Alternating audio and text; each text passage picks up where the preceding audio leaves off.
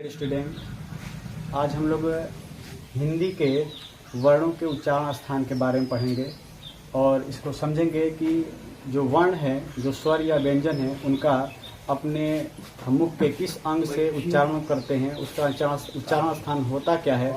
आज इसके बारे में हम लोग पढ़ेंगे। तो आइए शुरू करते हैं।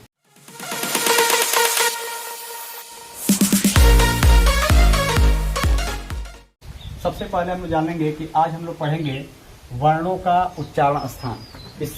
इससे संबंधित कुछ चीज़ें हमने लिख दी है। ये आपका सूत्र है और फिर ये आपके कुछ वर्ण हैं, इसके बारे में हम लोग पढ़ेंगे।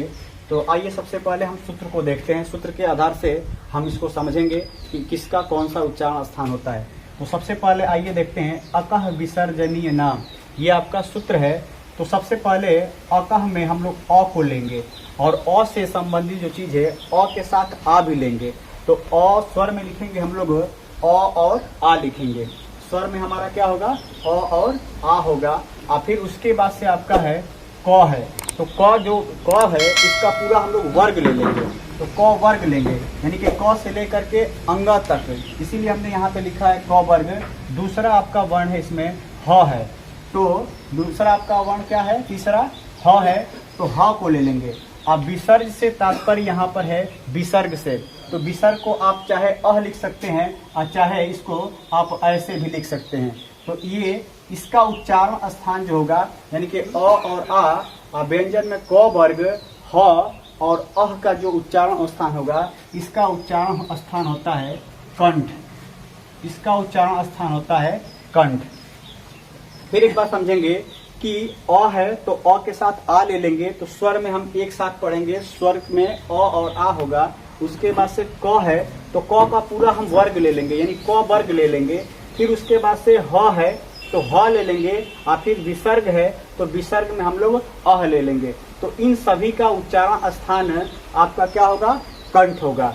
और जो ये नियनाम शब्द है यह साइलेंट शब्द है, इसका कोई महत्व नहीं है। यह सिर्फ इसके प्रयोग किया गया शब्द है। इसका कोई मतलब उच्चारण स्थान में इसका कोई महत्व नहीं है। बस हम यहाँ तक देखेंगे अ आ क वर्ग ह और विसर्ग यानी अह, इसका उच्चारण स्थान आपका होगा कंठ। दूसरा आइए पढ़ते हैं हम लोग ईचु यशानाम। ये सूत्र है ईचु यशानाम। तो ई है तो स्वर में हम लोग दोनों ई को ले लेंगे। तो यहाँ पर देखिए हमने क्या लिखा है, छोटी और बड़ी दोनों को लिखा है। फिर च है। अब इसमें लगा हुआ जो बड़ाऊ है, हमको स्वर से मतलब नहीं है, हमको सिर्फ व्यंजन से मतलब है। तो यहाँ पे जो च दिख रहा है तो च को हम लोग व्यंजन में लेंगे, यानी पूरा च वर्ग ले लेंगे।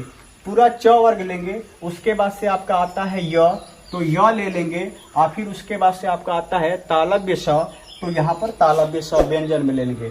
अब इसका अगर उच्चारण स्थान की बात करें कि इन वर्णों का उच्चारण स्थान कहाँ से होता है, तो इसके लिए हम लोग कहेंगे इसका उच्चारण स्थान तालु से होता है। इसका उच्चारण स्थान तालु से होता है। उसके बाद से आइए अगला देखते हैं उपमध्यमानाम, यानी कि जो नाम शब्द है ये सभी क्या है, साइलेंट है। इसका कोई महत्व नहीं है, सिर्फ आगे के 4 अक्षरों को ध्यान से सुनेंगे। उसके बाद से आता है आपका उपमध्यमानाम। तो उ है, पहला आपका क्या है, स्वर है उ है। तो उ को हम लोग स्वर के तरफ लाते हैं। तो दोनों को लेंगे, छोटाओं और बड़ाओं को भी लेंगे। फिर उसके बाद से आपका आता है प। तो प वर्ग ले लेंगे, यानी प से लेकर के म तक के जो भी व्यंजन होंगे और छोटाओं और बड़ाओं जो होंगे, इसका उच्चारण जो होगा ओष्ठ होगा। क्या होगा, ओष्ठ होगा। यानी कि प से म तक के व्यंजन के साथ साथ स्वर में छोटाओं और बड़ाओं का जो उच्चारण स्थान होगा, उसका उच्चारण स्थान होगा ओष्ठ होगा। अगला पढ़ते हैं ऋतु रसाना। तो सबसे पहले स्वर को देखेंगे। तो इसमें क्या है आपका, री है। तो री को स्वर में रख लेंगे। फिर इसके बाद ट है, ट वर्ग है। तो यहाँ पर हमने ट वर्ग ले लिया। उसके बाद से आपका अगला वर्ण कौन सा है, र है। तो हमने र ले लिया। फिर उसके बाद से कौन सा स है, मूर्धा स है। तो यहाँ पर हमने स को रख लिया। अब इन सबका यानी कि री का और ट वर्ग का, र और मूर्धा स का उच्चारण स्थान जो होगा वह होगा मूर्धा। कहाँ से होगा, मूर्धा से, यानी कि इसका उच्चारण स्थान मूर्धा से होगा।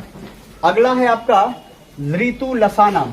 तो यहाँ पर स्वर जो आपका है, संस्कृत में अगर हम देखेंगे तो संस्कृत में लरी भी आता है, संस्कृत के स्वर में लरी भी आता है। तो लरी को हमने क्या रखा है, स्वर में रख दिया है। उसके बाद से आपका त है, तो त जो है आपका पूरा त वर्ग ले लेंगे, त वर्ग ले लेंगे। फिर उसके बाद से आपका आता है ल, तो ल को ले लेंगे। और फिर ये आपका आता है दंत स, तो दंत स को यहाँ पर हमने रखा। और इन सब का उच्चारण स्थान जो होगा वो कहाँ से होगा, दंत से होगा। कहाँ से होगा, दंत से होगा। तो इस तरह जो हिंदी के जो मूल व्यंजन हैं उनके उच्चारण स्थान के बारे में हमने पढ़ा और कुछ स्वरों के बारे में पढ़ा। आगे अब बचा है ए और ऐ के बारे में पढ़ेंगे। तो आइए समझते हैं कि ए और ऐ का उच्चारण स्थान कहाँ से होता है।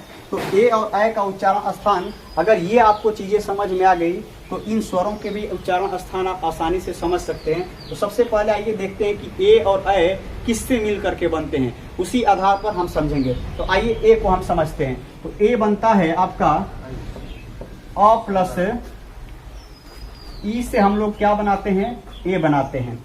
तो ए बन गया तो ए का उच्चारण स्थान क्या होगा, ए का उच्चारण स्थान आप देखते हैं कि अ का हमने यहाँ पे पढ़ा था कि कंठ होता है और ई का हमने पढ़ा था कि यहाँ पर तालु होता है। तो दोनों को जोड़ देंगे तो इसका क्या हो जाएगा, कंठ तालु हो जाएगा। इसका क्या हो जाएगा, कंठ तालु हो जाएगा। इसका उच्चारण स्थान क्या हो जाएगा, कंठ तालु हो जाएगा। उसी तरह से हम लोग पढ़ेंगे आप ओ और औ का। तो ओ और को देखेंगे कि यह किसके मिलने से बनता है, ओ। तो यहाँ पर देखेंगे अ प्लस उ बराबर होता है ओ होता है। तो अ का उच्चारण स्थान कंठ है और उ का उच्चारण स्थान ओष्ठ है। तो दोनों को मिला देंगे तो क्या हो जाएगा आपका, इसमें डैश मार देंगे क्योंकि हम स्वर के बारे में पढ़ रहे हैं। तो इसका उच्चारण स्थान आपका हो जाएगा, इसका उच्चारण स्थान आपका होगा कंठ ओष्ठ। अ का कंठ होगा और उ का आपका क्या हो जाएगा, ओष्ठ हो जाएगा। तो यहां पर हम लोग लिखेंगे कंठोष्ठ, लिखेंगे कंठोष्ठ हो जाएगा। अगला हम लोग देखते हैं अंग का। अंग का जो होता है इसका उच्चारण स्थान होता है कंठ नासिका,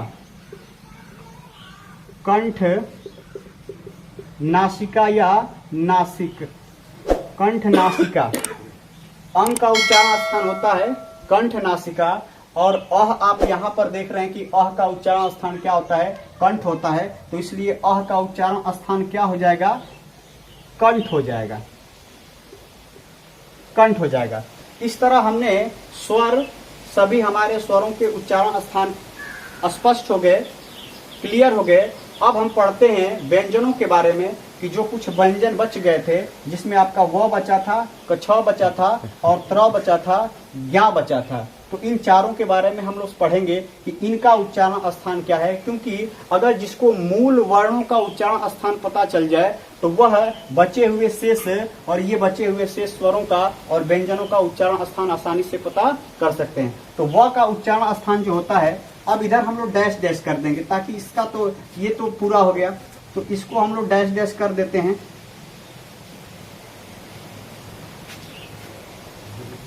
अब आइए पढ़ते हैं व का। तो व का उच्चारण स्थान होता है आपका दंतोष्ठ होता है,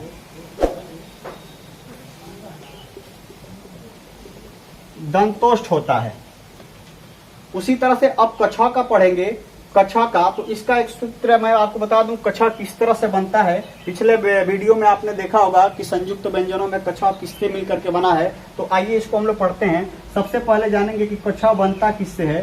तो आपने पढ़ा था कि आधा क और मूर्धा स के मिलने से बनता है आपका कछ।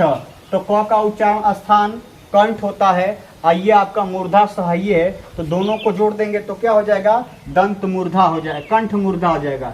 क्या हो जाएगा, कंठ मूर्धा हो जाएगा। इसका उच्चारण स्थान होगा कंठ मूर्धा हो जाएगा। उस तरह से त्र का है, त्र के बारे में पढ़ेंगे कि त्र बनता किससे है, त्र किससे मिल करके बनता है। तो आधा त आप प्लस र मिल करके बनता है आपका त्र। तो त का उच्चारण स्थान कहाँ से होता है, त का उच्चारण स्थान कहाँ से होता है? आपका दंत से होता है। और र का उच्चारण स्थान आपका कहाँ से होता है? मूर्धा से होता है। तो दोनों को जोड़ने पर क्या हो जाएगा? आपका दंत मूर्धा हो जाएगा। क्या हो जाएगा? दंत मूर्धा हो जाएगा। दंत मूर्धा हो जाएगा। और लास्ट में आपका बचा है ज्ञ। तो ज्ञ के बारे में समझेंगे कि ज्ञ किससे मिल करके बनता है। तो इसको पिछले वीडियो में आपने देखा होगा कि ये बनता है आधा ज प्लस य से मिल करके ज्ञ बनता है। तो अब हम देख रहे हैं कि ज और य दोनों एक ही वर्ग के व्यंजन हैं। और यह किस वर्ग के व्यंजन है? च वर्ग के व्यंजन है। और इसका उच्चारण स्थान कहाँ से होता है? तालु से होता है। तो अतः ज्ञ का उच्चारण स्थान कहाँ से हो जाएगा? तालु से हो जाएगा। ज्ञ का उच्चारण स्थान तालु से हो जाएगा। तो इस तरह से हमने आज पढ़ा वर्णों का उच्चारण स्थान, जिसमें स्वरों को भी शामिल कर लिया गया, व्यंजन को भी शामिल कर लिया गया। यानी कि जितने भी आपके स्वर हैं उन सारे स्वरों का और व्यंजनों का उच्चारण स्थान हमने एक वीडियो में पढ़ा, एक साथ पढ़ा। आगे उम्मीद करता हूं कि ये वीडियो आपको पसंद आएगी। और इस वीडियो को लाइक करिए, अपने दोस्तों के साथ इसको शेयर करिए और सब्सक्राइबर का बटन अवश्य दबाइए।